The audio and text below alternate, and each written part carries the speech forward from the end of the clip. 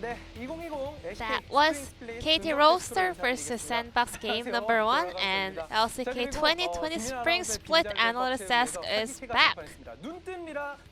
So we'll be joined by Victory Lira for today's Analyst Desk due to the coronavirus issue happening around Korea. So we are missing out Mina for now, but hope we can have a great Analyst Desk this week as well. So we had a no farm Senna coming in from this game. SANDBOX. They got Lee Sin, Syndra, and last pick Kennen up against J4, and also had a no farm Senna, which has a really strong laning phase. But KT also reacted with Ziggs and Pyke, telling them that they actually expected the SANDBOX comp. So KT and SANDBOX had a very even comp in terms of strength. However, SANDBOX was the one that pulled off a better team fight. So we did have no farm Senna here. However, it was not as clean as we expected, and Senna was not able to scale enough. So KT had the third dragon, so they had a Dragon Soul fight over here.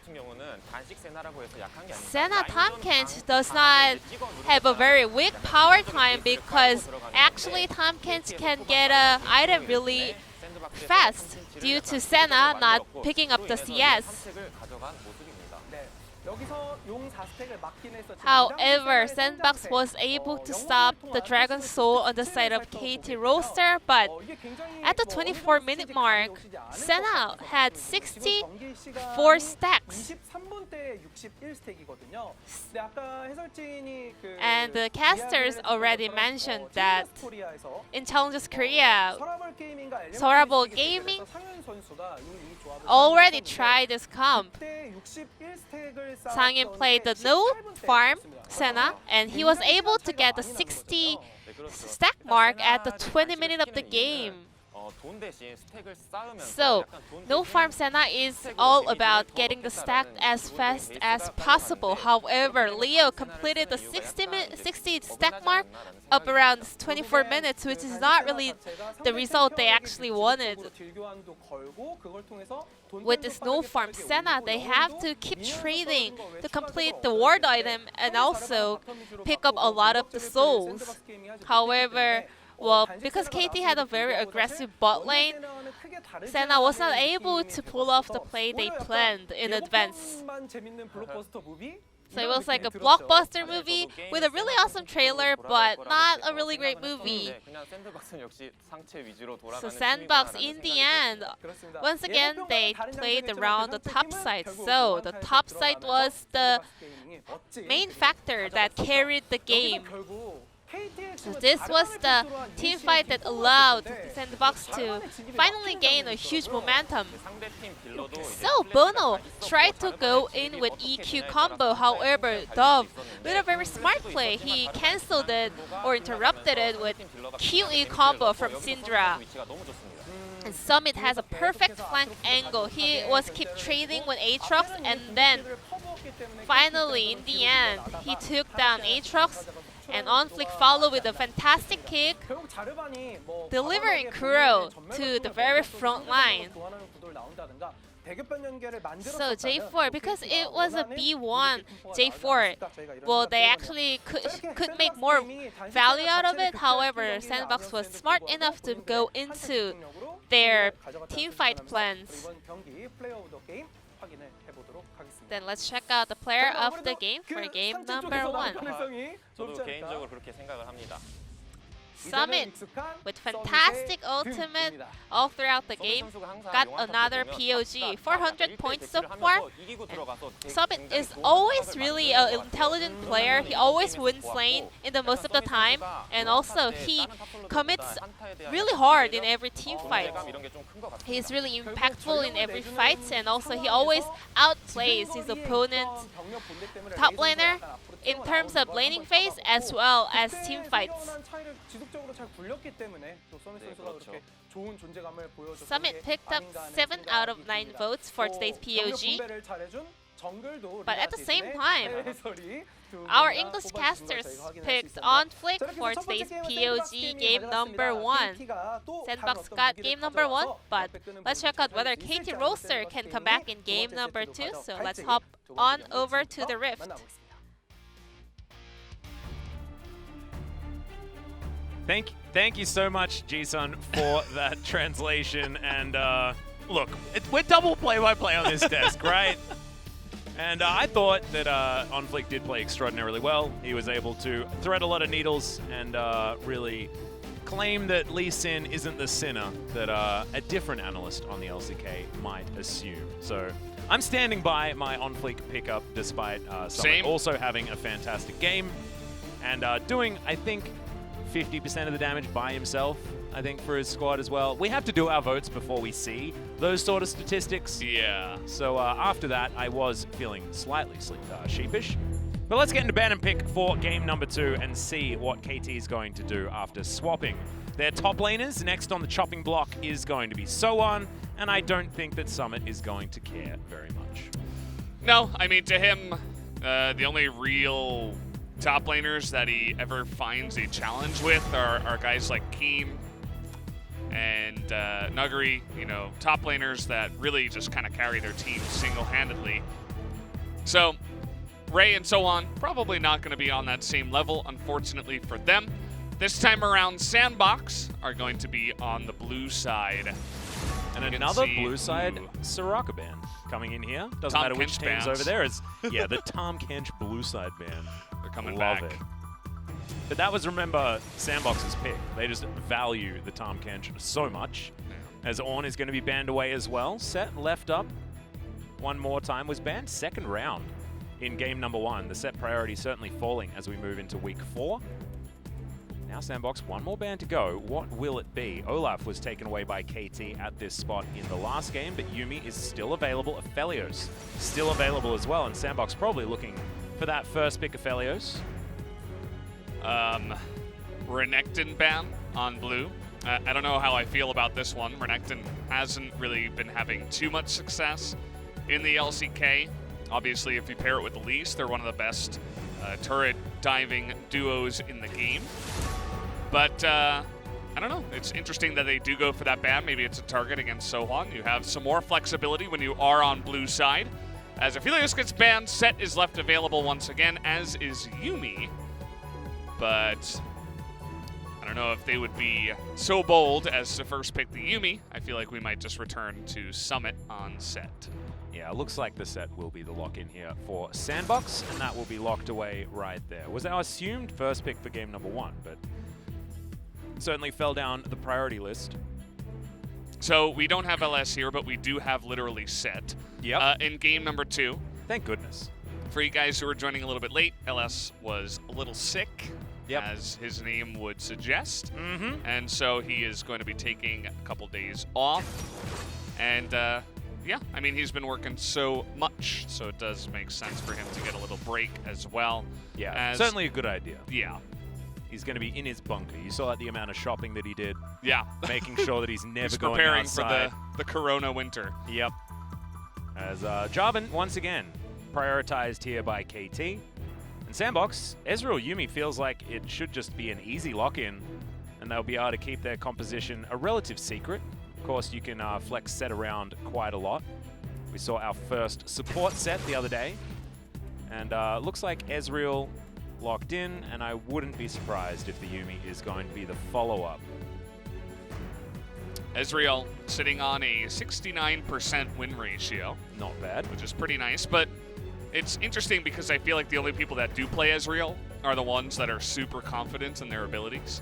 But we do have Leo hopping onto the Ezreal this time around, so we get a little sneak peek at that. And yeah, you were totally correct. We're doing it. The Volibear, the classic Yuumi counter pick option, often paired with Kalista. This works generally a whole lot better. I believe Dragon X utilized the Kalista and the Volibear combo, but it wasn't a victory. And we'll see whether the Volibear MF is going to be a little bit better, 1 second to go. First ban to be the Lee Sin on KT's side. Yeah, I don't know how much work this Volibear is going to get done in this game, honestly, without the Callista. Can be poked out a nice amount in the laning phase, so it's going to make things harder for KT. They already did have a little bit of a interesting bottom lane side with the Pike and the Ziggs in game number 1, so another interesting combo coming in here as all the junglers being taken away from On Fleek. He's very well known for his Lee Sin, obviously, and his Olaf, which we didn't see in this series just yet, and we will not be seeing unless it gets picked in Game 3. But he's a great Olaf. He's one of the ones where I don't actually feel a little bit angry whenever he gets picked. Not to mention the fact that Olaf Yuumi is so strong, so the ban on the Olaf certainly a lot more viable this time around. But it is going to be the Gnar counter pick option here for So1. Summit made it work against Nogri as far as the set matchup was concerned. And we'll see whether So1's going to be able to do the same thing. LS doesn't like this counter pick a lot, but we saw that Summit actually just kept out of team fights, basically, and was able to pummel the set over and over again. As Dove's now going to take the Emperor of Shurima into the mid lane. Azir to be locked in. Yeah. We've got birds, we've got cats. I'm really liking this composition already. Just an immense amount of poke. Great scaling with the Azir that can come in. You have some reliable engage already with the set. The question is, what are they going to round it out with here in the jungle? Really taking their time as Sejuani, gonna move that over to the Trundle, actually, right at the last second. Trundle gonna be the choice into the Jarvan on KT's side. KT looking for a solo laner now, most likely, unless someone's gonna be playing the top lane Volibear. We'll have mid lane Gnar or some weird stuff like that. But no, Kuro's gonna go back to an old favorite here. 7 seconds to go before the LeBlanc is inevitably locked in. Has been the LeBlanc-Azir matchup is a tale as old as time here in the LCK, and will once again be upon us. Looks like they're not actually going to show the LeBlanc statistics, which are really nice. I want to take another look at my sheet just to confirm, but I believe she was undefeated 4-0. But I do want to confirm that real quick. Double check. Yes, she is in fact 4-0 so far.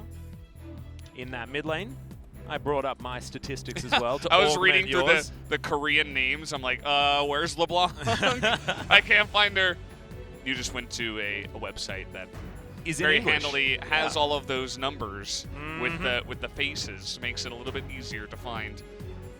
But yeah, we'll see if Kuro can keep that streak going for the LeBlanc, as he is going to be up against Dove's Azir, which is one of the first champions that Dove actually came out and people were saying, hey, this mid laner, we don't know much about him, but his Azir is really good. I feel like he's fallen off a little bit since then, but he's always been pretty reliable in the mid lane. He's not a flashy mid laner, but he's never really going to get owned in that matchup. But he's going to have a lot. He's going to have his hands full with Kuro's LeBlanc in this game. We'll see whether KT can pilot this composition a little bit better than they did their previous one as well. Aiming now back on a more stable AD carry choice instead of the Ziggs, which got basically nothing done in teamfights in the last game. Bono back on the Jarvan, but I don't think Bono was the problem in game number 1. And now Kuro with a lot more agency on this LeBlanc to try and get things done in the mid game, which is going to be an important part of this one for KT. And So1, he's going to take his shot up against Summit. Taking the fleet footwork this time around on the Gnar as well, just aiming for as much sustain as possible to try and crush this lane. As we get in, now aiming, we'll see Leo and Gorilla. A gorilla cosplaying as a cat. Adorable. And now going to be joining the pigeon. Pigeons, cats, gorillas, doves, my goodness, it's the menagerie in this game. Yeah. Cats and birds generally not the best of friends, but this time around. Thankfully, Dove has the perfect name to be playing Azir. Yeah. Because, I mean, if he spams the little emote that actually turns him into a pigeon. Yeah. Oh, man. I think that's actually why he named himself Dove. Didn't he name himself Dove because of the soap? Like the hair product or something? No, Yeah, it's because he was an Azir Gosu. So Pigeon turns into Dove. Thank you, G-Sun, for the update on that one. I just assumed that he named himself after soap. Because Dove soap's pretty good stuff. I remember they were talking about that, but I think that's just in terms of I think it was definitely a joke. The pronunciation. Yeah. Like it's not Dove, it's Dove. Yep. Well, Soan going to take his hop first just to make sure that he's as safe as possible in this lane. Probably wants to grab the boomerang as soon as possible as Bono moves over a ward. And Dove's going to be able to play this one out pretty comfortably. As there's the flash in. Dove going to flash out. And KT are going to get what they're looking for, but investing the flash this early could be dangerous for Bono. Chains connect here as Kuro gets the electrocute proc onto Dove there as well, who's taking a lot of harassment so far in this game. Yeah, that's the way this lane is going to go for quite a while. It's going to be very hard for the Azir to ever lock down the LeBlanc, especially with the Trundle, who is not the best at ganking a dasher in the mid lane. So I think this is just going to be Dove trying to hold on and farm, scale up, trying not to die, whereas Kuro will be the one with the responsibility to get a little bit more aggressive and to even potentially roam, maybe even go for a dive down on the bottom side. I mean, they have Jarvan and Volibear, so it's not unlikely that that could happen. Perhaps once the flash comes back for Bono, but you'll notice that he does have Hextech flash in this game. So the opportunity is there. Well, Gorilla and Leo will also have a target on their back this game as well because ganks will be important. The Yuumi lane, certainly a lot of sustain opportunities. As you can see, Gorilla helping Leo out underneath that turret. And now OnFleek is trying to go for some sort of counter gank, but Tucson is here. Kuro taking a fair bit of damage. The chain's not going to land there just yet as the Conquering Sands are coming on over. Tucson pulls back the Dove, and he has no flash and no chance of getting out once again. First blood going down this time at 3.5 minutes into the game in KT's favor. Yeah, I mean, if you're going to sin, this is the best way to do it. Get the flash out of the Azir, and even if he, you know, dashes to the side as the Azir, you have the Volibear come up to the top side and help out with the gank. Not even sure they needed that, but it makes it much easier to lock it down 3v2, as OnFleek was reading the gank quite well. Ow. Well, Zoomies are going to come on in here as Tucson flips back Leo. Flash still available. Barrier is going to come in, and Bono going to have to get out of there. SANDBOX use all of their disengage options, 3 summoner spells for the price of none. Yeah, Leo, he did not flash. He read the prediction out of Bono, so it's kind of that leveling game that can happen from time to time. Bono thinking he was going to go for the flash, and did do his flag and drag down to the left side, which made him look pretty silly, but I like the idea, as the majority of the time that Ezreal is going to try to flash away, but keeping us cool. Knew he had the cat on his back for some zoomies and some help. Yep, we had to have a look at this mid lane gank once again in the replay.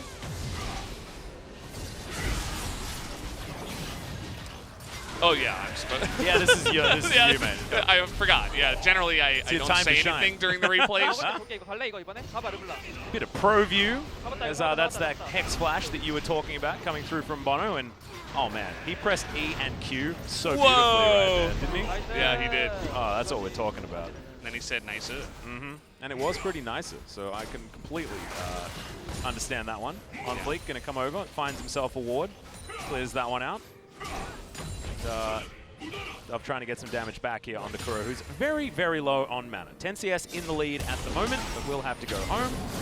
As, yeah, Tucson, it's going to be more and more difficult to lock down this bottom lane, especially as Leo gets more and more CDR. And the Haymaker going to go wide here as we have a peek in on the top side. So on losing in farm against a set as his counter pick choice in the Gnar, definitely bad news for KT fans. Yeah, it's Summit. He kind of counters everybody, regardless of the champion matchup. The counter pick is Summit. That's what you do. You just pick him as your top laner. Oh, man. Yeah. He's going to throw out the Emperor's Divide, shift some sands to get himself out of the way. Didn't have flash available yet again, but he'll be all right. He gets Kuro's flash for his trouble. Now KT thinking about starting up this Mountain Drake. OnFleek going for a bit of a gank here towards topside, as now Soan He'll have the crush available, but the hop would have been a better option. And there it is. The showstopper flying in, but Summit has to flash to get out of the way of the turret shots. And that is a great disengage from Soan. Did have to flash, but same had to be said for Summit, and KT are taking the Mountain Drake at the same time. Yeah, KT getting some big wins in this trade with the Trundle up on the top side. Trundle, honestly, in this game, not really able to do much. Not able to dive there underneath that turret. And, yeah, they just didn't quite have the damage to take out Soan. We'll see in the replay. But KT just getting wins all over the map. They get their jungler fed to start off, and then they pick up this first streak. So we could have Infernal Soul once again. Or Cloud Soul, but yep, hopefully not the Cloud Soul. Try to summon the Infernal by mentioning that one instead. Please do. The Cloud. As Bono's going to come on over, finds himself a control ward, but isn't going to be able to stop OnFleek from taking his red buff. Now looking towards bottom side as we've got Tucson and Bono teaming up and aiming with control of this lane by himself. Double up, going to hurt Leo, as you could just see. But You and Me is going to get Gorilla out of danger. Bears, gorillas, cats, doves, pigeons. Humans. Humans. Whatever Nar is. What is Yordles, Nar? I guess. It's a strange kind of Yordle. Yeah. It's like a furry Yordle. He did get the Yordle buff in the first set of TFT. He did. He is a Yordle confirmed. Yeah. But he looks different from a lot of the other Yordles. Yeah. Which is kind of weird. Monster Yordle. It's like the Dr. Yeah. Jekyll and Mr. Hyde Yordle. Kind of reminds me of Furby. You remember Furby? Oh, yeah. The really creepy, terrifying, like, demon mechanical bird. Yeah. Is it a mechanical bird? I never really knew what, species the Furby was. I thought it was a gremlin. Just don't try to talk to it when you're alone with the lights off in your room, because it will talk back. Yeah, and it will terrify you. Yeah. You know, I recently watched Annabelle, the movie. Oh, yeah. Wait, why would you watch it? I like it. Really? I actually Was it enjoyed okay? it. Yeah. Have you not seen it? You're a horror movie guy? Oh, I like a horror movie from time to time. That just didn't really pique my interest. Yeah. When I saw that one. No, actually, I enjoyed it because it was shot really well. You know, it's one of these horror movies where oftentimes when you're watching horror movies, it's how it's done rather than what actually happens. Yeah. And they play around sort of scary moments and scary shots really, really well. And it's just a creepy movie, you know. And then I watched The Conjuring afterwards, which is sort of a theoretical sequel to Annabelle, weirdly enough. Really? Because, Annabelle's in it, sort of. Oh. Okay. Yeah. Not as good, I didn't think. Yeah. Thought it was a little bit... Because they say that it's like a true story, but true story is in some pretty significant inverted commas in that one. You ever have like some kind of doll or toy that? Well, I'm gonna hold that thought. Yeah, we got a crush to get Soan out of there, but the pillar is going to go up. Subjugate already off cooldown, and the boulder is going to miss. Superplex on top of the Gnar, and the Haymaker will say goodnight, Sweet Prince. We even up the kill score here. No flash available for Soan. Good follow-up gank from OnFleek. That was a lot of damage that was taken there by Leo, but the Zoomies are going to help out as Bullet Time just aiming, having a good time over there. Now they push towards this turret, are looking to take down some plates for themselves 10 minutes into this game. Yeah, this game has all been about the value of follow-up ganks, which is something we don't always see in the LCK, because players love to not fight. Summit was calling for a top gank. Looks like we can get this. And it's all too easy in the end. We got him. Punch. But they did not get on fleek. Yeah, he's going to blast cone his way out. Doesn't want to fight the Krogs now. As he does have Cinderhawk available and a smite, so he'll be absolutely fine. But thought that maybe he'd be worried about a Bono showing up. Isn't going to. Control ward there in the brush. He'll be just fine. He loses his chickens, but that is better than losing your life. Take a look at the CS gap in the mid lane. Yeah, Kuro's having a good time this game. He, you know, the value of follow-up ganks, so I was talking about it, even against champions that are generally hard to lock down. You get the flash and you can make it happen. As talked about the roams from Kuro, he's finally going to come on down here. The Shelly was taken, actually, and he is going to drop it down after they take out the initial plates so that they can give all this gold over with one fell swoop. That's a lot of extra money going over to aiming. He will have Essence Reaver on his next back, and he's now 16 CS in the lead as well. Leo walks past good old Shelly, takes her down by poking her in the eye, and we'll see whether Shirley is going to be taken soon this game as well. KT with a lot of control, and I feel like Red Side has been doing this so far this series. See whether SANDBOX can actually get themselves back in this one as the Ocean Drake is taken by KT. Cloud Soul. Oh dear. Not what we wanted. So I'm trying to think who that's going to benefit in this game. I suppose the side of... I mean, someone likes it as far as getting into position to get good wallops after the ultimate comes in. Having that extra 30% movement speed will be able to allow the Na to reposition. Yeah, I think both these teams have some pretty significant ultimates. Like, you think about Set, you think about Azir, Volley Bear. Yeah, well. The KT side, you have the Cataclysm, you have Bullet Time, but the movement speed going to be nice for both of the teams, especially the top side of the map for both teams. Yep. I think OnFleek's going to absolutely love it if SANDBOX are able to get there, subjugate, and then being able to stick to a target with that extra movement speed is actually fantastic for the Trundle. And allow repositioning to collect yourself some decent locations for the pillar to go down as well. The Pillar of Ice, as it is now. I like the Pillar of Filth personally, but it's fine. What's the best Trundle skin, in your opinion? I like the Policeman one. Really? Where he's got the big baton. And the cone? Yeah. You put down the cone. Yeah, the cone. That's the best part. It's just, I don't know, it feels like a really trolly skin. And it fits Trundle, right? Yeah, because yeah. he's a troll. I used to play a lot of Trundle, actually. Me too. I was obsessed with Junkyard Trundle, but the original Junkyard Trundle, because he looked so cute with his little pink Converse shoe. But when he got reworked, it was it became less cool. He still hits people with a muffler, which is kind of awesome. But otherwise, I miss old Trundle. It's pretty nice. We don't get to see Trundle all too often, actually. He was very popular when the Sejuani was picked pretty much every single game as a counter pick to her. And we've seen Sejuani come back, and that means that Trundle comes back as well. This time, going to be there to counter the more tanky Jarvan build that Bono is always going to go into. Yeah. You can, no Jafars this game. The nice thing about Trundle, actually, is that you can stop the bullet time, I believe, if you get that pillar underneath aiming. So it's a pretty reliable way to just point and click, stop a bullet time. Yeah. It's also pretty trolly against champions that like to dash, such as Jarvan, LeBlanc. You can lock them down a little bit easier. So we'll see how that pillar usage comes into play for OnFleek. He had a pretty OnFleek game in Game 1 with his Lee Sin. We thought he deserved the player of the game. Absolutely nobody else did. Only you and I.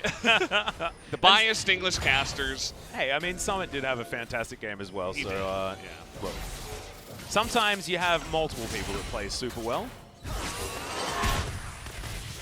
True Shot Barrage is going to do a bit of damage there to Amy. And we have a lull state without LS. I know. That's crazy. It's hard. I mean, we were having that movie conversation, so at least we're ticking some of the boxes. But Shirley is going to get attacked here, and maybe they're so scared. Oh my God, Leo. Getting chunked. There's the final chapter, though, and the answering damage is pretty good, but not quite enough. The last tick of the Ignite is going to lock down that kill on the Ezreal. And Shirley's going to be taken as well. KT back in this match with a vengeance in game number 2. 3,000 gold, now the lead. Yeah, just the early advantages that KT has gotten, they've been able to turn it into a lot more. You don't see this all the time with teams that don't like to be proactive in the LCK, but KT is certainly not one of those teams. They haven't been looking for many kills, but they've gotten so many objectives. They get Shelly, they move her down bottom side, they unlock that lane, they get a ton of gold for aiming. Yeah. Then they get Surly, they get another pick off around that objective, and they're going to be able to use that in another place. So because of the pickoff, they're also able to do a bunch of damage to the top side. Ow, I got him. Yeah. I got him. And he got it. That's what Kuro was saying. He just wanted to let everybody know that the Ezreal was dead, and surely No, he was. got him. Oh, Yeah. oh, yeah, that's He got it. I don't know whether that's necessarily meaning dead every single time. true. But he definitely got it. He got That is him. true. Out of the fight, he was Out gone. of the fight, maybe towards the ship. We'll see who's going to get there here this game and whether we're looking at a champ or not as Bono throws down Shirley. True Shot Barrage to clear out minions.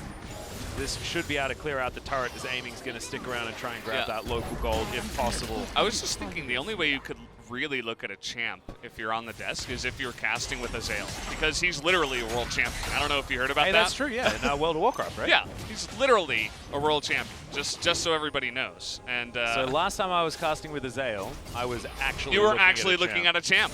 Damn. Sorry, Atlas, I was the champion of absolutely nothing. So Hey, but at least you were the champion of that. yeah, I'm I the was champion also- of not being the champion. There you go. Yeah. Maybe I'm the champion of your heart. Yeah, you are the champion of my heart. All right. Thanks, Atlas. I'm the champion of something. Cap of pride. Kuro towards the top side will be clearing out these minions. Probably going to take this turret as well because the pigeon is taking a while to flap his wings over there. We got Trundle moving on up as well. But I have a feeling that Kuro should be just fine if he would like to take down this turret. You know, I actually I found that song on YouTube. Which one? Looking at a champ. Oh, yeah. Yeah, you'd never imagine what the name could be. It's looking at a champ. To Actually, the, is it? it's not not to the going ship? to the ship. There were actually only two choices. It's either we're going to the ship or you're looking at a champ. Yep. And it's looking at a champ. All so right. if you go ahead and search that on YouTube, you can find that song. It's actually a good song. I didn't expect it to come out, No, it's pretty cool. but it's pretty I just like getting to the ship, man. It's actually really grown on me. Just this idea of being able to go to the Okay. ship. As Kuro's going to dash on in. A lot of damage on the Dove there, but isn't going to be able to grab that kill. And True Shot Barrage is going to augment the wave clear. And they save this one for an extra minion wave at least. Yeah. You know what's pretty sad is that I don't believe there's any champion in League of Legends that actually has a ship, right? I mean, I suppose Gangplank. Gangplank would be the closest thing. Because how you're supposed It's to a cannon barrage from his ship, I guess, but there's no like physical ship. No, but I mean, you In can't have Dota, a there's ship. actually a champion, Oh, yeah. Kunkka, Kunkka, right? that Yeah. summons a ship. You can actually just give I him only the know boat. this because I was playing auto chess and then eventually TFT. Yeah. But yeah, there is actually one MOBA champion that summons a ship, so he's the only guy that's actually going to the ship. I was actually watching TI and saw this like giant boat. That game's weird, man. just getting boated all over the place. Yeah, he just summons a boat that crashes into the enemy team. Yep. And that's when like you don't want to be getting to the ship, you know? Yeah. Does a spaceship count? Do any champions have a spaceship? No, I don't know. Makes me think of Captain Olimar from Pikmin. Oh, Did you play yeah, Pikmin? Yeah, I did. That's a I really love that fun game. That's really, really good. Yeah. I've actually, as I've gotten older, I've really not played many single-player games. I'm just like a competitive Yeah, you're a guy. Like, a I only PvP play guy. League of Legends or Yep. like World of I'm Warcraft. or stuff. still definitely a single-player game kind of guy. Love me RPGs. Yeah. Big fan. I need to play Xenoblade Chronicles 2 again. You're a guy that would actually replay a single-player game. Yeah, That's I- like insane. Yeah, I know it is. It is. Last But single-player game I sometimes played you just was- enjoy them, you know. Was Celeste, which Oh. you guys had to kind of force me We to didn't. play. We didn't actually play that single player though. We were like in our group True, chat talking yeah. about it every single time we completed a new level to see who was winning. A lot of fun. That game is super good. If you haven't played it, you certainly should. Oh, Corky has a ship. Yeah, he does. Yeah, he's got a ship. Oh, there we go. Yeah. Rumble we theoretically has a ship as well. Yeah, Rumble and Corky. Okay, we got a couple of champions that have ships. Yeah, there we go. Okay. We got there in the end. We had to, Yeah. bypass with our lull state conversation about other video games because honestly, guys, nothing's happening this game. We are lull stating real hard, playing that game of ping pong or volleyball or table tennis or whatever you want to call it. And just any sort of thing with an orb that goes back and forth. And as the official analyst on Yes. the desk, the Brand Valve analyst. analyst, I do have to say that I think this is going to eventually favor the SANDBOX composition with the Azir. If he can get into that late game and start blowing people up, get a little bit more tanky so that LeBlanc's burst doesn't do quite as much, so that they can sustain against and engage from the Jarvan, and then do that sustained damage. We have Trinity Force built here on the Ezreal, so he's going to have a nice amount of scaling with that more expensive item. Yep, also Trinity Force done from Set in the top lane for Summit. Yeah, this not feels sinning like this game, really working out the item builds so far. This feels like not a bad time, actually, for SANDBOX to go for a fight, especially because the Cloud Soul is coming up, so they might be forced to actually go into this fight. And even though you look at the gold numbers up on the top side, it's really going to come down to how the engage plays out. Right? Oh, yeah. If Gnar gets in the back line and kills your Azir immediately, then it's probably going to go the way of KT. But SANDBOX could, honestly, they have a decent shot at winning this fight as well if they can get a good engage from Summit, especially. Well, 16 seconds on that Drake, but we are looking for Summit instead. Bono moving on down. Tucson going to flip him back also. But he's just so tanky. It is insane. Gets that nice big game, shield guys. from the Haymaker, and now Bono's going to get slowed down. Leo even going to find the Q. And half the health bar now on this Jarvan. Kuro found out, but he's going to be able to chunk on Fleek, who gets the zoomies. Works pretty similar to an Olaf, actually, as the Trundle. You can allow him to survive for a long time in these fights, but there's Cloud Soul delivered over to KT, and SANDBOX do nothing about it. Now Final Chapter is utilized, but maybe a little bit late as the bullet time in onto a couple of members, but Dove blocks down the kill onto Tucson to start this one up. Bono now goes golden as Set is obliterated in that backline. Kuro's LeBlanc is doing so much work so far this game. Now 1-0 and 200% kill contribution, and the first kill for aiming was picked up. SANDBOX do have inside track on this outer turret in mid lane, but it'll be a consolation prize at best after losing that Cloud Soul and losing their Set also. Yeah. Remember how I said it's really going to come down to the engage? Well, sending 3 champions to chase a LeBlanc through the jungle is not how you win a team fight. No. As we did see there. Kuro's like, lol, okay, I'm going to flash over the wall. Now what are you going to do? We have Cloud Soul. Easily re-engage. He gets in there, does the burst damage, and it was just a disaster from there on out. A super early Cloud Soul, by the way. Yeah. And they're going to get a really early Elder from this as well. And that LeBlanc is really rolling, not to mention a kill here for aiming, as Summit is just going to disappear. This is such a broken up fight for the side of SANDBOX. It's just a bit disappointing to see from their end, as people were going every which way. Summit was left out to dry after the Gnar came in from behind.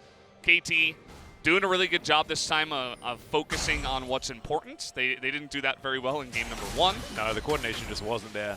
Yeah, but this time around, they're absolutely doing a better job, and having a super fed LeBlanc plus a Misfortune with the most CS and the most gold in the game.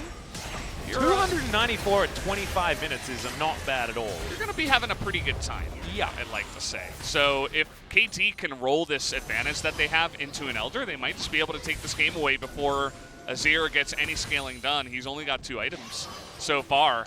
And honestly, if I had to, rate who has the better chance of winning this game in this position, it's obviously going to go the way of KT. Oh, yeah. Now possibly going to be playing around some Baron Vision. KT with complete control of that area. Kuro finding this control ward on Fleek, and Gorilla are going to pressure him out of this side of the jungle. Dove grabs himself a blue buff. You can see Summit barely able to hold on against So-On now, because the Set, despite winning in farm, hasn't really been able to do anything. And this has sort of been the life of a Set so far in the last couple of weeks. He was pretty dominant in our first couple of weeks of LCK, but I don't know, sort of fell off a cliff a little bit as far as his usefulness. Feels like teams have been able to play around him much better as the season progresses. Yeah, we saw in that last team fight, the way that So-On played it was actually really good. He did not give Set a target to suplex into the backline. He came from behind the Set after the Set had already engaged.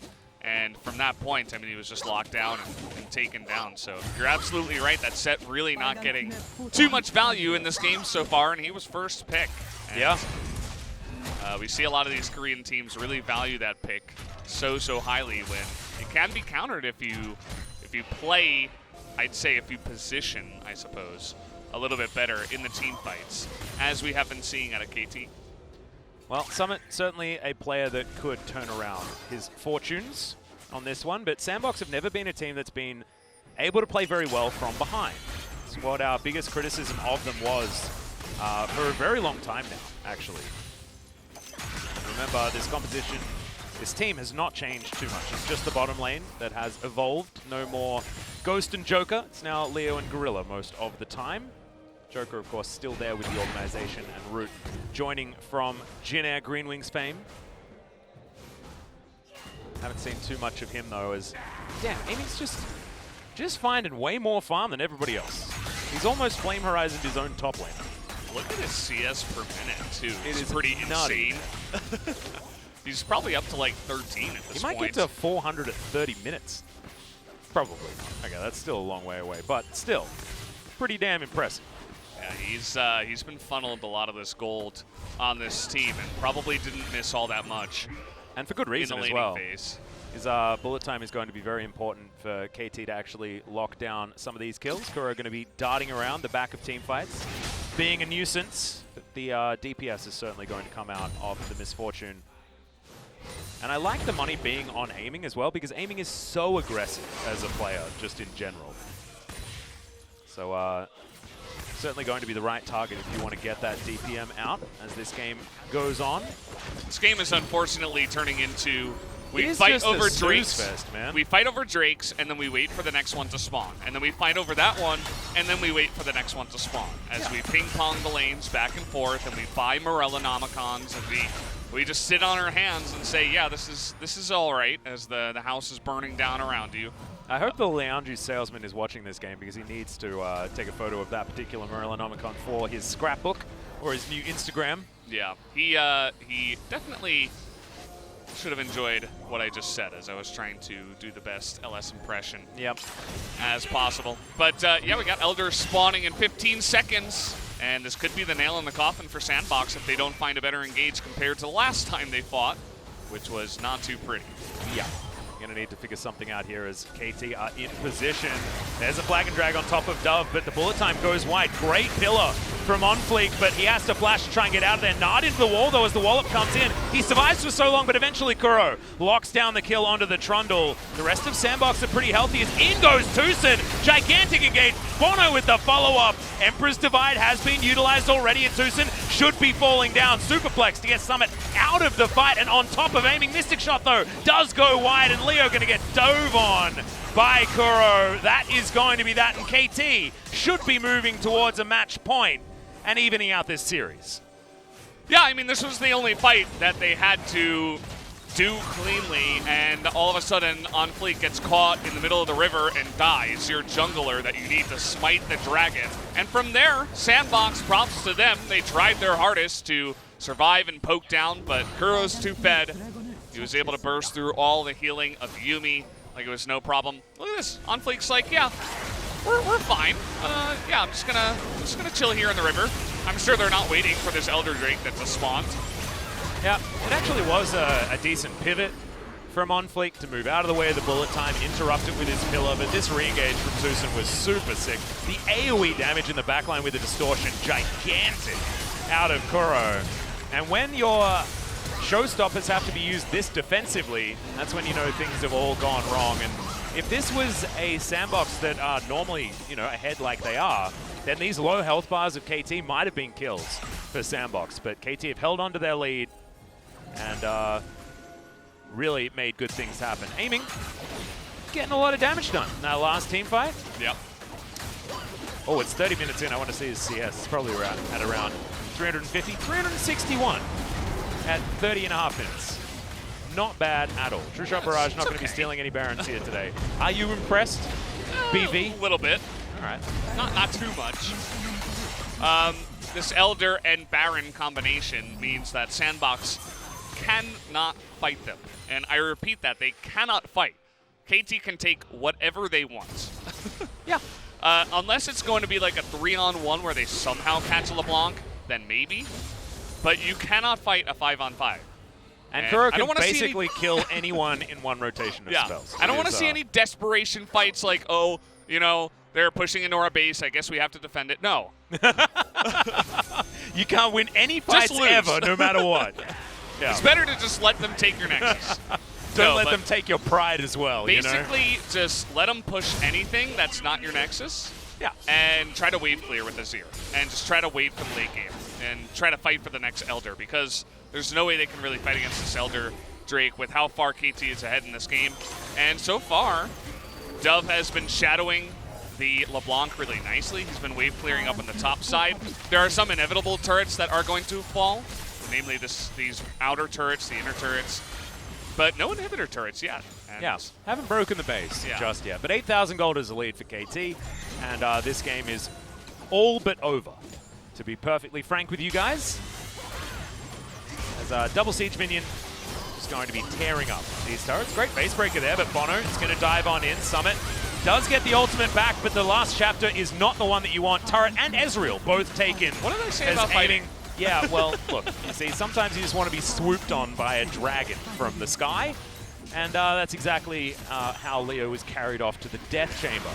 KT will now take down this inhibitor turret. Inhibitor going to follow as well, and we were talking about a non-broken base. Now it is well and truly torn apart, as we've got siege minions with Baron available, streaming towards these Nexus turrets, and Bono going to re-engage once again. Summit with the Gargoyle Stoneblade. It's a good Emperor's Divide, but it's just not enough. The wallets of KT are too big, and that is a dead Gorilla as well. The cat on a book goes down. Tucson is going to sacrifice himself for the good of the colony, and this Nexus will be put to rest. KT even out the series.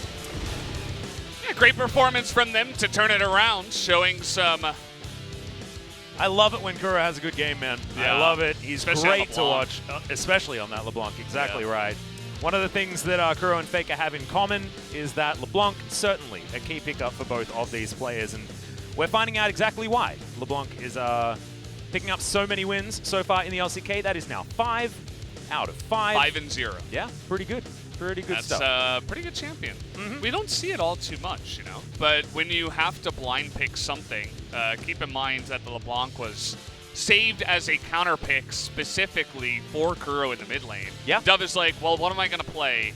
I'll play, you know, the champion that I basically one-tricked for a long time, that I named myself after. That's a decent blind pick. But then Bono was actually able to make that early aggression work with the follow-up gank, and once the LeBlanc gets fed and they're able to turn that into lots of objectives over and over again, you're able to build a lead and from there take the win. So yeah, it was like complete suffocation that game from KT. It was really clean play, but honestly super boring. Like there was not a lot that happened in that mid game. Sometimes you got to call a spade, ladies and gentlemen. And that game certainly was a lot of lull state. And until we were fighting over a couple of the dragons, I feel like KT just took 3 dragons for absolutely free in this game, and SANDBOX honestly rolled over and let that happen, and then tried to fight for a Cloud Soul that they lost. I mean, and then from there they fell off a cliff. Like they tried to chase the LeBlanc through the jungle instead of fighting over the Cloud Drake. Yeah, I don't know what's with both of these teams today, just like not identifying that they have to focus on the Drakes when you're fighting for them. So. And sometimes you have an Ezreal pop-off performance, like if you're watching Teddy or if you're watching Deft. Leo's Ezreal was basically invisible this game. Yeah, we didn't see too much out of him, especially after he got caught at the Shirley take by Kuro. After that, he was just like scared.